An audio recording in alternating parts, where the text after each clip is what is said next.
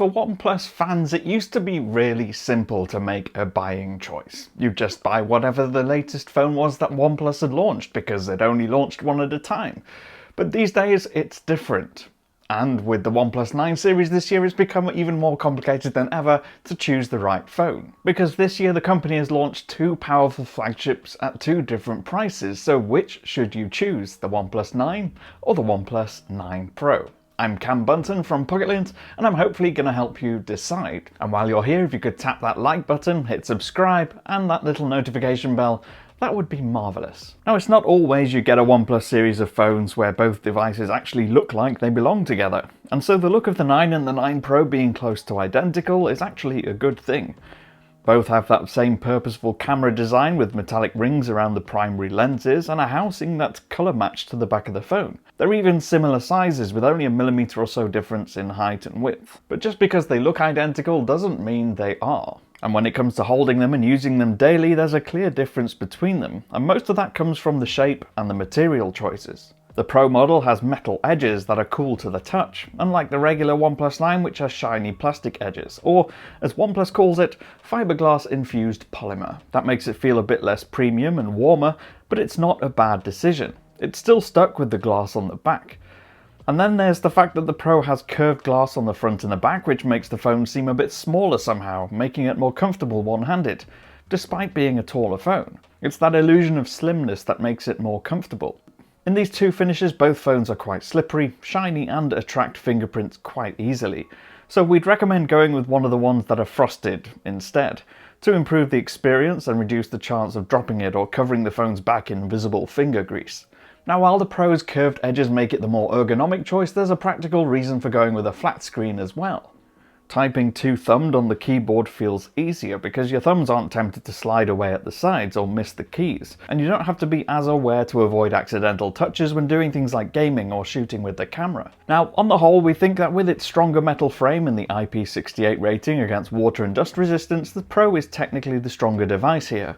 But the flat screen on the non-Pro made it easier to use day to day. Personally, I just prefer having a phone that I can pick up and use without thinking too much about it. But that's very much a personal preference, not a right or wrong thing. Now, as well as in design, it's in display where you're going to see the biggest difference here. At least on the spec sheet. Both have AMOLED panels capable of reaching up to 120Hz refresh rates, but the Pro has higher resolution. It has a Quad HD panel versus the Full HD panel on the non-Pro, and that means once you enable the higher resolution, you get a sharper image and sharper details. Get close to the screen and you'll easily spot the difference when looking at things like rounded edges of app icons or fine text. We also noticed it during gaming, where lines of background graphics look quite smooth on the Pro, they're a little bit more jagged on the regular model. The other difference is that while they both reach the same high refresh rate, only the Pro is equipped with adaptive tech, and that can automatically shift the refresh rate based on what's on the screen. So if you're reading still text, it can drop all the way down to 1 Hz, which means it's better at conserving battery when the screen is on, and when the high refresh rate is selected.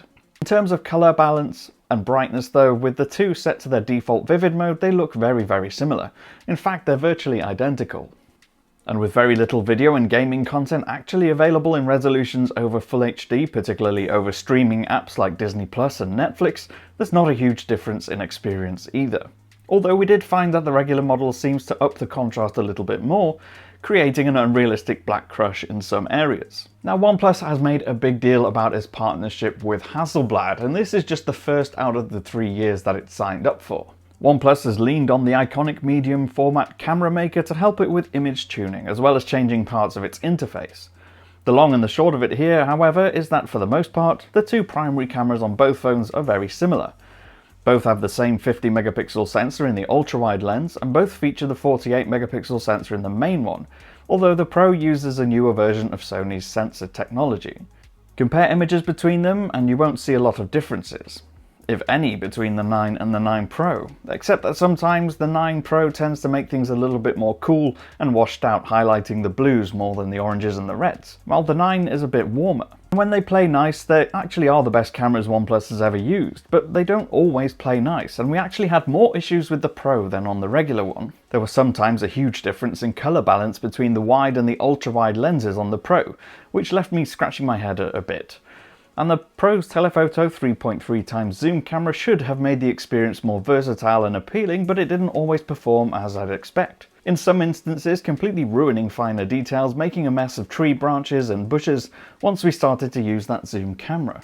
Now the regular phone, the non-Pro version, gave us a much more balanced image between those two cameras, offering a warm, vibrant picture similar to what we saw on the Oppo Find X3 Pro.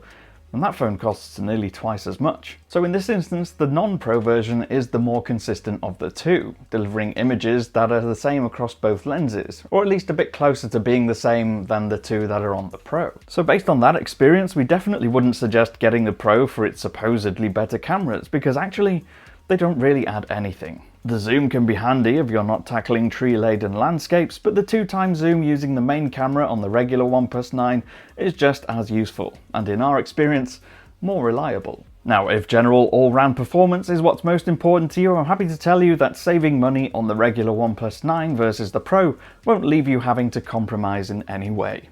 Both phones come with that same Snapdragon 888 processor with the same amounts of RAM and storage, plus the same speeds and 5G capabilities. And the fact that they can both go up to 120Hz also means the speed of animations is identical. What that means is that thanks to OnePlus's usual software prioritization, it doesn't matter what game you load, or whether you're browsing the web or launching any apps, your phone will feel really quick and really responsive. OnePlus is the master at making phones feel speedy, and both of these stick to that, making them probably the two fastest feeling phones on the Android market. They both even have the same battery. At 4,500 mAh, which is technically two separate 2,250 mAh cells to optimize its charging speed, they both have the same capacity.